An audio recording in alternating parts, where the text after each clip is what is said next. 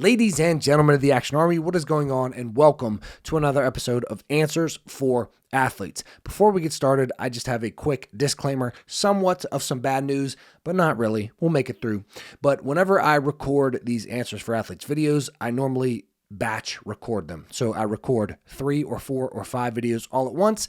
And for this previous batch, I was recording and then I didn't know it, but I ran out of space in my camera. So the video cut off halfway through the video. And then for the next couple videos that I recorded, it didn't work. So there is no video, but there is audio. So what I'm going to do for you today is give you the answer that I recorded for you in the audio, but we will not be able to see each other face to face, which is sad. But like I said, we will make it through. Anyways, I still got the good answer for you. So here we go. Enjoy.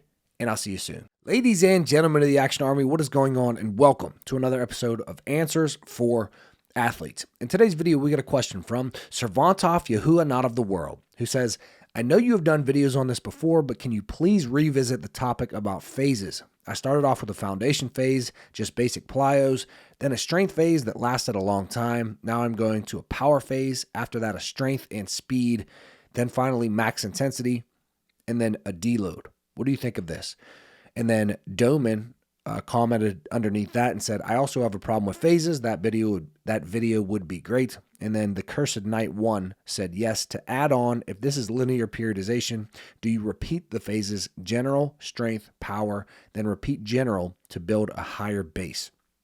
So these are excellent questions, and I have a great answer for you. It's going to be an answer I'm just going to give you my thoughts, my raw thoughts. I don't have my little handy dandy note card today, so I'm just going to give you all of my thoughts. I'll give you exactly what I do. I'm going to give you all of my secrets, and I'm going to talk about the most important things from what I do and the periodization that I use in a couple different examples. But before I do that, make sure that you like this video, subscribe to the channel, and leave your question down below if you want me to answer your question in a video just like this. And there's a link down below in the pinned comment and the description of this video with access to my advanced training programs.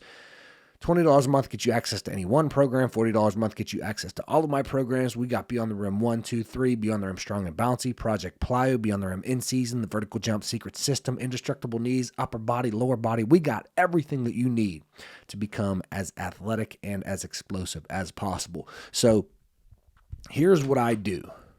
I might as well just give you my secrets. What I do, and then I'm going to talk about the most important piece that not recently, but like within the past couple years, there's one really important piece that I added that is getting athletes insane results. And you're going to be like, well, yeah, duh, of course that will get more results. But what I do is I do a general prep phase, base building phase, whatever you want to call it. It's just in my Beyond the Rim, so my Beyond the Rim 2 program, I think I just call it the prep phase. In my Vertical Jump Secret System, it's called the Indestructible Athlete phase, and there's levels, and you need to be able to pass all of the levels before you unlock the next phase. Beyond the Rim 3 doesn't have this at all because you should not do Beyond the Rim 3 until you do Beyond the Rim 2 first. But yes, start with a prep phase, 4 to 6 weeks. And in this phase, you should have your force absorption, your deceleration, your low-level extensive plyos gradually ramped up to higher-level plyos. It's just, you guys understand everything that you should have in a eccentrics, isometrics, all of the beginner to intermediate stuff goes in this phase. Then, what I think you should do is take a 1 week back off and then have a 1 week deload and then a 4 week back off phase. So this is how I run all of my phases. It's 4 to 6 weeks of whatever phase that you're in. Then it's a 1 week deload and then it's a 4 to 6 week back off. So 4 to 6 weeks of volume, really breaking down the central nervous system, breaking down the muscles. Like, here's where we are crushing our body so that it is forced to adapt. Then we take a deload, and then we take a 4 to 6 week back off phase. And in this back off phase is where we really see crazy gains. If you want to avoid the, jumping lower and feeling fatigued and tired, then in your volume phase, I suggest that you do 1 week high volume, 1 week low volume, 1 week high volume, 1 week low volume, just so that you can refresh yourself in those off weeks. So everything that I do in a back off phase, just add those in those off weeks. So high volume, low volume. It's essentially 1 week back off. So that's how I run all my phases. 4 to 6 weeks volume, 1 week deload, 4 to 6 week back off. But the volume phases change. That 4 to 6 week volume phase, the first phase, is going to be a general strengthening phase. That is our prep phase. Then we have a 1 week deload, 4 to 6 week back off. Then we get into a max strength phase. 1 week deload, 4 to 6 week back off. Then we get into a power phase. 1 week deload, 4 to 6 week back off. Then we get into a speed phase. 1 week deload, 4 to 6 week back off. Now, I do want to point out that some athletes don't go just straight from a prep phase and then deload and then 4 to 6 week back off straight into a max strength phase. You have to understand the athlete. If an athlete is a complete beginner, then they need like a power phase, essentially, like where you're touching on strength, speed, power, speed, strength. You're not getting super heavy with a complete beginner. That's why in Beyond the Rim 2, which I do use triphasic training in Beyond the Rim 2, but I have like the first 20, it's a year-long program, but like the first 20 to 24 weeks, I honestly can't remember, but none of that is max strength. None of that is max strength.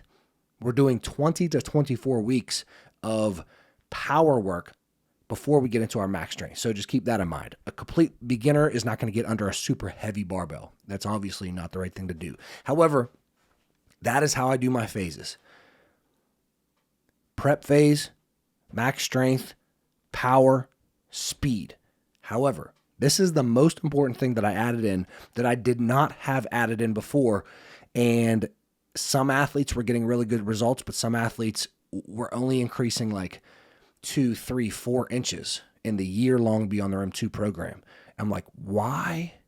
There's no way they should be increasing only 4 inches in a year. And it was because it was too difficult, too taxing, too much volume all the time. Then I added in the back off phases. Voila, everybody's fucking flying. Why is that? Because their central nervous system had time to recover. What I used to do is volume phase, 1 week deload. Volume phase, 1 week deload. Volume phase, 1 week deload. You're essentially never fresh. Who wants to just keep doing a program and never be fresh? Now, some athletes could recover well, and so they felt really good. But other athletes, like older individuals, they just weren't getting as good of results because they were just never fresh. They can't adapt and recover from as much. So let me make sure that I'm like really giving you some value in this video. So when I look at your question, I started with a foundation phase, just basic plyos, then a strength phase that lasted a long time. I would like to know how long a long time is. Then I'm going to a power phase. After that, a strength and speed phase. And then finally, a max intensity phase.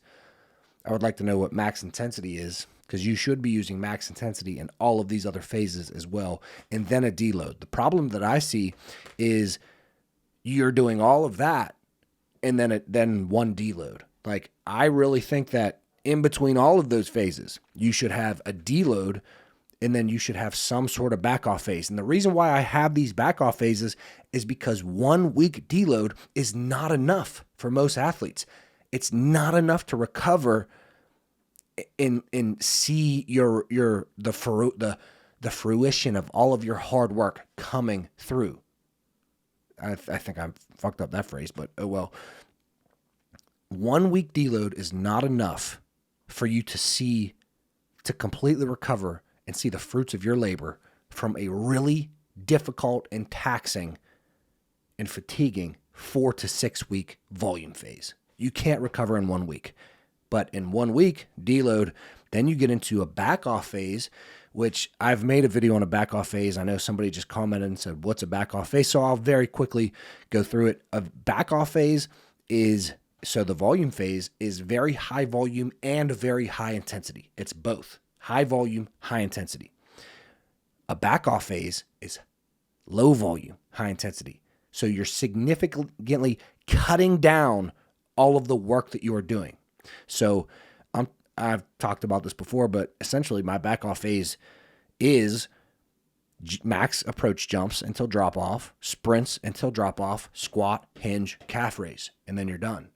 You do that Monday and Friday, and then on Wednesday, you do 20 depth jumps as high as you can and 20 seated box jumps as high as you can. That's normally my back off phase. So 5 sets of 3 squats, 4 sets of 5 RDLs, 4 sets of 5 calf raises. So we're going it as intense as we can. We're squatting either as powerful as we can or as heavy as we can.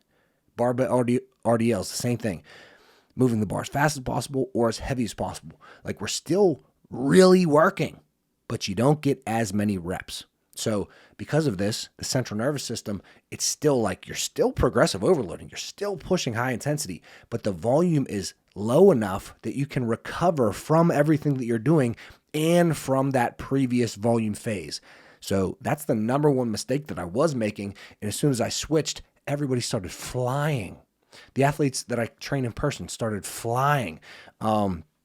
So we do the best that we can with what we know right now. The knowledge, like I wasn't actively like, yeah, let me fuck these kids' central nervous system up. Like, I was doing the best that I could, but as you learn and you grow, you find little tweaks that can make your programming way better. And a back off phase was a huge, huge breakthrough for me as a trainer. Just being completely honest, because we make mistakes.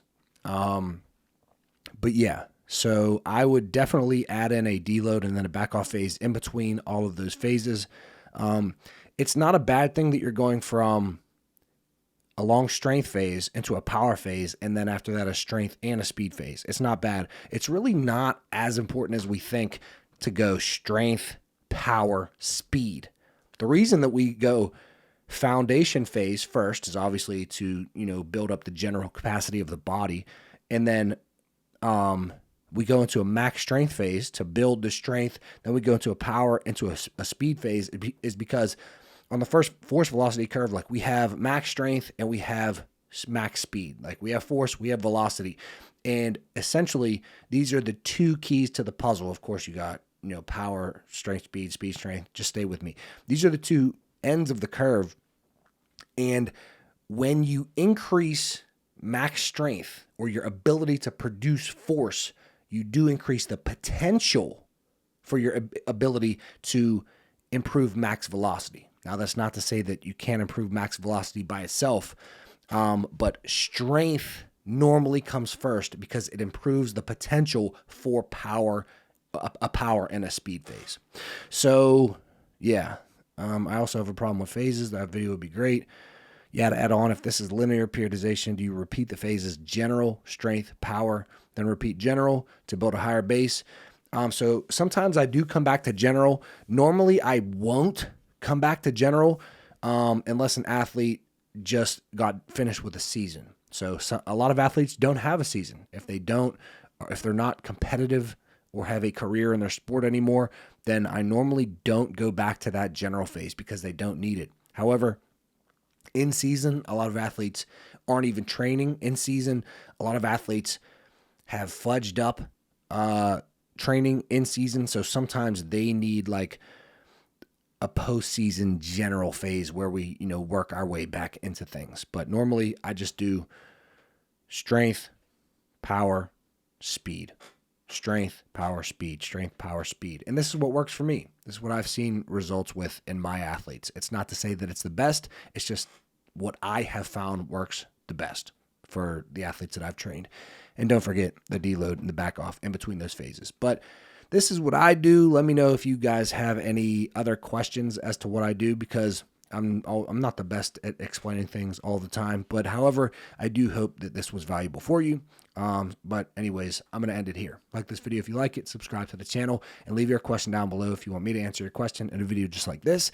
And if you want all of these phases programmed for you all of the sets and the reps and the exercises with the back off phases and the volume phases and all this good shit, go ahead and click that link down below in the pinned comment and the description of this video. $20 a month gets you access to any one program. $40 a month gets you access to all of my programs. That link will also, you can choose if you want to get some customized coaching, if you want the lifetime access, if you don't want to pay monthly. So there's tons of options. Choose what works best for you. But that is down below in the link. Anyways, I'll see you tomorrow at 9 a.m. Eastern Standard Time. Peace.